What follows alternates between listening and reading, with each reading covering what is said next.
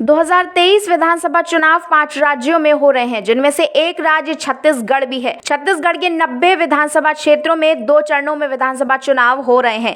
पहले चरण में 7 नवंबर को 20 विधानसभा क्षेत्रों में मतदान होगा और दूसरे चरण में 17 नवंबर को 70 विधानसभा क्षेत्रों में मतदान होगा।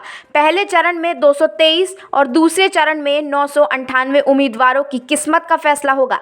इन दिनों छत्तीसगढ़ में बीजेपी अपना डंका बजाने में लगी हुई है और साथ ही अपनी उपलब्धियां गिनवाते हुए बीजेपी की बड़ाई और अन्य दलों की बुराई का प्रदर्शन लगातार देखने को मिल रहा है। आज प्रधानमंत्री मोदी ने छत्तीसगढ़ के दुर्ग जिले में एक जनसभा को संबोधित किया और साथ ही बीजेपी की उपलब्धियां गिनवाई। इस दौरान उन्होंने कांग्रेस पर भी जमकर निशाना साधा। उन्होंने भ्रष्टाचार के मुद्दे पर सीएम भूपेश बघेल को घेरे में लिया, शराब घोटाला, चावल घोटाला और महादेव ऐप घोटाले का भी जिक्र किया।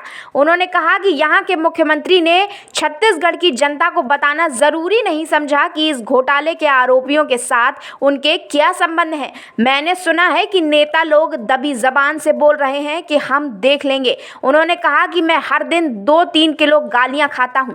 मैं अपने छत्तीसगढ़ के भाई बहनों को कहना चाहता हूं कि ये मोदी है, गालियों से नहीं डरता। जिन्होंने छत्तीसगढ़ की जनता को लूटा है उन पर कार्रवाई जरूर होगी। यहाँ की सरकार ने आपको ठगने का काम किया है। छत्तीसगढ़ को लूटने का इन्होंने कोई मौका नहीं छोड़ा। बीजेपी सरकार आने पर इनको जेल भी भिजवाया जाएगा। हर गरीब सोचता था मेरा बच्चा तो गरीब नहीं होगा, लेकिन कांग्रेस ने उनको गरीब ही रखा।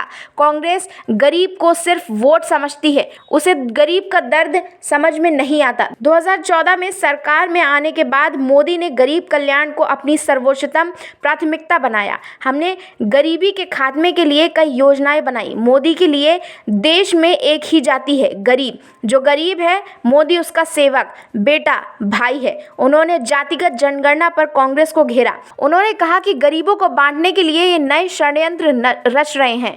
जनता को संबोधित करते हुए उन्होंने कोरोना का जिक्र भी किया। उन्होंने कहा कि हमने उस समय पीएम गरीब कल्याण योजना शुरू की, जिससे आपको आज भी फ्री में चावल और चने मिल रहे हैं। ये योजना दिसंबर में खत्म हो रही है, लेकिन हम इसे अगले 5 सालों के लिए और बढ़ा रहे हैं। हमने वन नेशन कार्ड लाए। अब आप दुनिया के किसी भी कोने में भूखे नहीं रहेंगे। उन्होंने कहा कि छत्तीसगढ़ को बीजेपी ने बनाया है, वही संवारेगी। एक बार फिर से उन्होंने जनता से कहा कि आपको मेरा काम करना पड़ेगा।